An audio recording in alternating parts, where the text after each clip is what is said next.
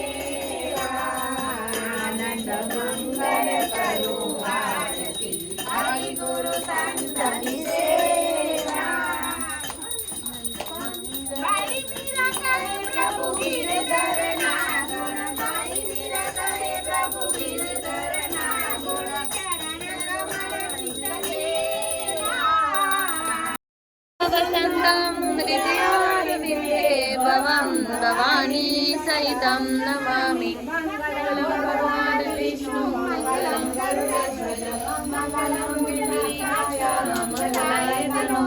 सर्वमङ्गलमाङ्गल्ये शिवे सर्वार्थसाधिके शरण्ये त्र्यम्बके गौरी नारायणी नमोस्तुते नारायणी नमोस्तुते नारायणी नमोस्तुते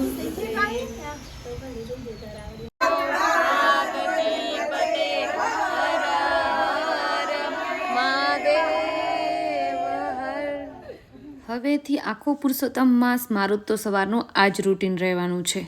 શું તમે પણ પુરુષોત્તમ માસનું વ્રત કર્યું છે કે પૂજા કરો છો? તો કમેન્ટ જરૂર કરજો. પછી સાંજના સમયે ગઈ હું દ્વારિકાધીશ મંદિર. આ સાથે મારો વ્લોગ અહીં જ પૂરો થાય છે. Bye bye.